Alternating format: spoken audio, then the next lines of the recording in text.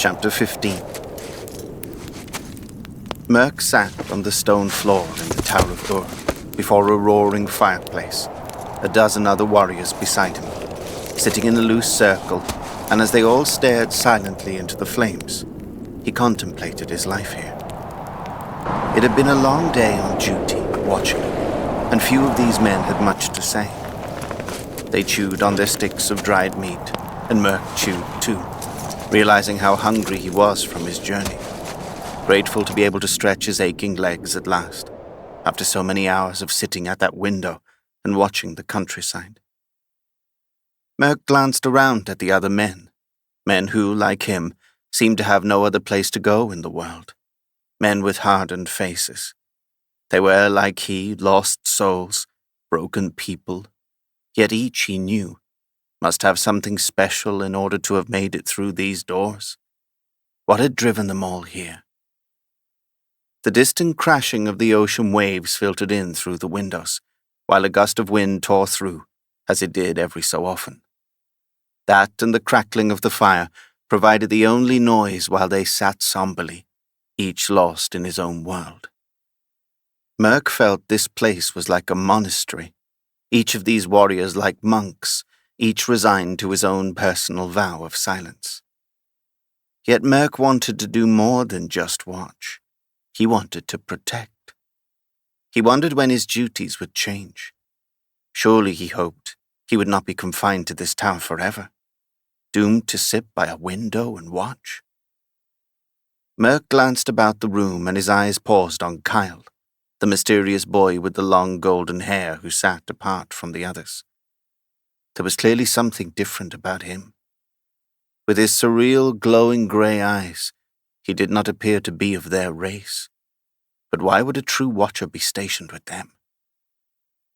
Merc turned and looked at his new commander, Vicor, who sat at the head of the circle, staring into the flames, and took a long swig on a sack of wine as it was passed around. The sack soon ended up in Merc's hands, and he took a long swig. He was surprised to find the wine spicy and warm, rushing to his head. It felt good. "Tonight," Vicor finally said, breaking the heavy silence, "we patrol." He scanned the circle of men and his eyes stopped on Merc. "We shall leave the tower and patrol on foot." Merc felt a rush of excitement at the thought. "What will we be looking for?" Merc asked. Vicor gave him an impatient look. "Anything hoping to kill you," he answered flatly. "We patrol at night, after our days of watching. We take shifts in rotation." "Why not patrol during the day?" Merc asked. As Vicor stared back at Merc, it was clear he did not like being asked questions. "Because our enemies prefer to attack us at night." It suddenly occurred to Merc that all those nights he had sat outside petitioning to get in, these men must have seen him, and yet they had let him sit there. "Why did you not approach me then?" he asked Vicor. Vicor shrugged. "New petitioners come to our doors all the time," he replied. "It is not our place to decide on their fate. We let the others in the tower decide. Those camped at our doors hold no threat." "Then what does?" Merc asked. "Trolls," he answered without hesitation. "They invade in small groups from Marder, when they slip past the flames. Lone attacks." Merc was surprised to hear this. "I thought the flames kept them out." Vicor shook his head. "Enough of them slip through." "And do they make it all the way here?" Merc asked. "Enough do." After a long silence, Vicor continued. "From all corners of Escalon, from all corners of the world, they all want the same thing, the Sword of Flames. It is our job to guard it." "Is it here, then?" Merc asked, even though he knew he shouldn't, dying to know. Vicor looked away. Then, after a long pause, he replied, "That is something you will never know, nor I. It is our job to watch only. Whether it sits here or in the Tower of Kos matters little anyway. Our job is just as sacred either way. This tower holds many secrets and many treasures, some even more valuable than the sword. Merc's curiosity was piqued. What could possibly be more valuable than the sword? He asked. But Vicor looked to the others, and they all looked away and fell silent. Merc realized he was an outsider.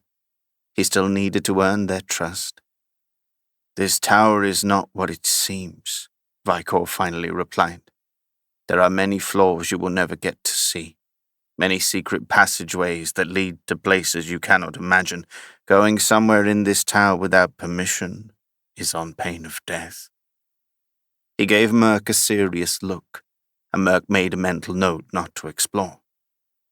So we watch all day and patrol all night, Merc said. Do we ever sleep? Vicor smiled half-heartedly. In shifts, he replied. You get 2 hours before dawn. 2 hours? Merc repeated, surprised. Vicor suddenly stood, and all the men stood with him. He looked at Merc, and as he did, he threw down a sword, a beautiful sword inscribed with the ancient markings of the tower. It landed on the stone, clanging at Merc's feet. You'll join us tonight, he said to Merc. Merc reached down and picked up the sword, holding it up, running his finger along the blade, in awe of its craftsmanship. You want to be a watcher, Vicor concluded. Let's see if you can earn it. Merc followed the group as they walked single file out the door and hurried down the stone spiral staircase, flight after flight. He fell in behind Kyle. You carry no weapon, Merc observed as they descended flight after flight. Kyle glanced back. It would slow me down, he replied. Merc was puzzled, but had little time to process it as they reached the main floor, and he saw the others continue down another flight, past the floor with the golden doors. They were soon underground, descending deeper and deeper, Merc baffled as to where they could be going, when suddenly they stopped on a floor, went through a small arched door, and entered a long tunnel lit by torches. It twisted and turned, Merc feeling claustrophobic as he was right behind the others, and it finally ended in a small flight of stone stairs. They ascended again, and a small stone door was opened. Merc was shocked to find himself emerging to the outside, exiting the tower from a secret passageway carved into the stone. He felt the moist, cool ocean air on his face in the night, and it felt odd to be back outside again. The stone doors mysteriously closed behind them, and Merc stopped and looked up at the tower. He was in awe at its height. Merc heard the crashing of the ocean, louder here, and he looked around in the black of night, lit only by their torches, and saw the men begin to spread out. They all headed away from the tower, toward the woods. What is our assignment? Merc asked Kyle, coming up beside him. What are we looking for? Kyle was silent for a long while, moving quickly, never taking his eyes off the woods, until finally he replied. An enemy takes many forms, he answered mysteriously, still looking straight ahead. Merc walked with the others, and they fell into a groove, hiking into the night. It felt like a silent meditation. For hours they patrolled, and he did not see or hear anything, only the sound of leaves crunching, of him and the others walking in the woods. He found himself wondering about the nature of this place, the nature of his service here. Was he really serving Escalon? It didn't feel like it. He could not even be sure the Sword of Flames was in this tower. He felt as if his special skills were not really being put to use. Was this what it meant to be a watcher? Hours more passed, and Merc, deep in the woods, suddenly heard a noise before him. It sounded somewhat like a crow, yet with a sound that was more shrill. It cawed again and again, and as Merc listened, he sensed it was something more sinister, a harbinger of something to come. The others, following Vicor, had just turned back around and were now all heading back to the tower. A part of Merc wanted to go with them, yet another part The part that demanded duty felt he could not go back until he had explored. "Wait," Merc called out to the others. All the men stopped, and Vicor came up beside Merc as he studied the woods. "It's your first watch," said Vicor after a long silence. "There's nothing there." "Nice try," mocked another of the men, patting him on the back as he snickered and turned away. They all turned back for the tower, but Merc stood his ground alone, refusing to go. He had always trusted his senses, and that was what made him the most feared assassin in Escalon. Now they were telling him that something was out there. Merc watched the wood line for several minutes, waiting. Yet nothing happened. The sound did not come again. He debated turning back himself, when suddenly he, standing there alone, heard the snap of a twig. The hairs rose on the back of his neck as he knew for sure this was no crow. There came a howling noise, and suddenly there came a rustling. Something was charging through the woods right for him. A moment later, there appeared the face of a hideous creature, and Merc could see, with dread, that it was no man, no beast, but the face of a disfigured, overgrown troll. He knew instantly that he had on his hands the fight of his life.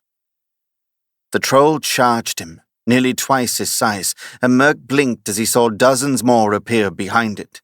He raised his sword, ready to christen it, knowing he didn't stand a chance. But that didn't stop him. He charged, throwing caution to the wind, letting honor take its place, ready to do what he had been born to do, even in the black of night.